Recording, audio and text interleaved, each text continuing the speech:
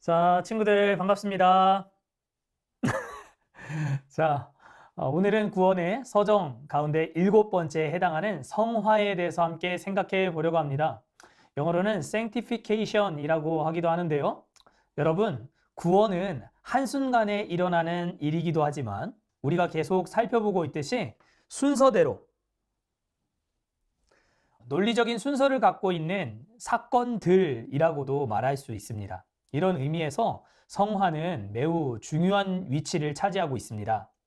왜냐하면 성경을 보면 너희가 두렵고 떨림으로 너희의 구원을 이루어 가라 이렇게 말씀하고 있기 때문입니다.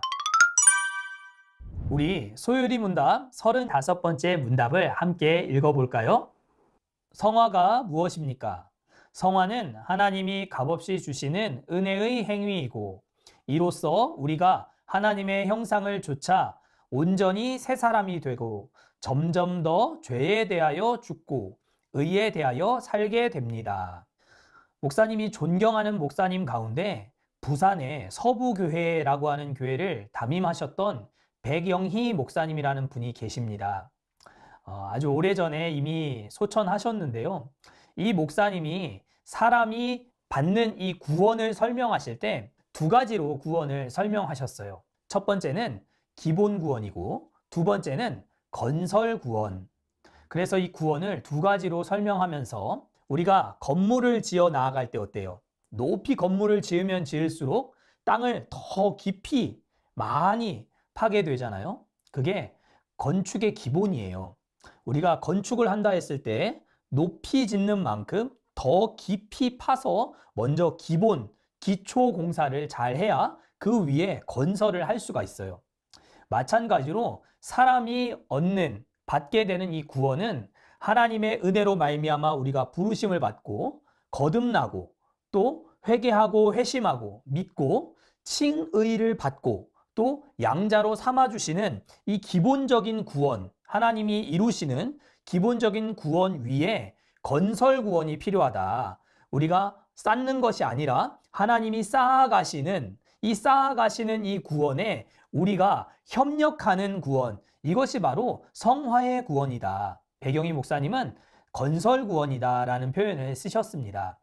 그래서 성화가 무엇인가?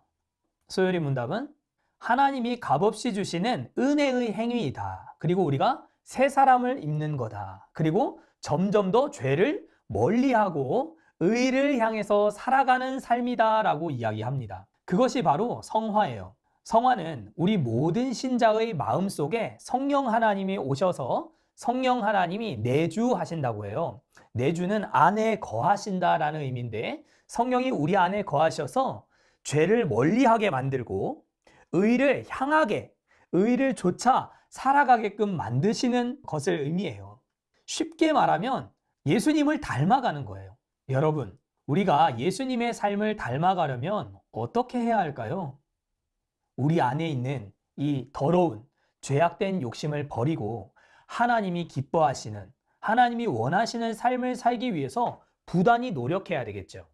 그것을 성화라고 해요. 하나님이 기뻐하시는 일을 향해서 욕심을 내는 것이죠.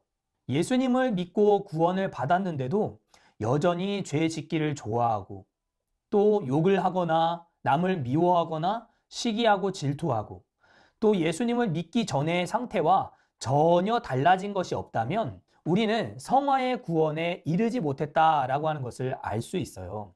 성령 하나님이 우리 안에 내주하심으로 우리를 유혹하는 모든 마귀의 유혹, 죄의 유혹을 이기게 만드시고 하나님이 원하시고 기뻐하시는 삶으로 나아갈 수 있도록 도와주세요. 그 하나님의 도와주심, 그 성령 하나님의 역사하심에 우리 사람도 협력해야 해요. 그래서 기본 구원이 부르심, 중생, 회심, 믿음, 칭의, 양자, 이 모든 과정들이 하나님의 주도적인, 하나님이 이끌어주시는 구원이었다고 한다면 물론 이 성화의 구원도 성령 하나님께서 이끌고 가시는 구원이기는 하지만 우리 사람이 협력해야 하는 구원이에요. 그래서 두렵고 떨림으로 너희의 구원을 이루라. 그렇게 사도 바울은 우리에게 이야기하고 있는 거예요. 그리고 이 성화는 한 번으로 끝나지 않아요. 성화의 구원은 우리가 하나님 앞에 서는 그날까지 계속해서 이어져 가야 할 구원이에요. 이 세상에서 우리의 목숨이 다하는 그날까지 죄와 싸우고 의를 향해서 살아가는 이러한 삶이 성화의 구원의 특징이라고 할 수 있어요. 그러니까 예수님을 믿고도 여러분들의 삶에 아무런 변화가 없었다. 나는 예수님을 믿기 전과 믿은 후가 아무것도 달라진 것이 없다. 그것은 여러분들이 아직 성화의 구원에 이르지 못했거나 성령님께서 여러분들 속에서 역사하실 때 여러분들이 협력하고 있지 않기 때문이에요. 구원을 받았다고 하면 아무리 작은 부분이라도 반드시 변화가 나타나야 해요. 변화된 삶이 수반되지 않는 한 우리는 절대로 예수님을 닮아가는 삶을 살아갈 수 없어요.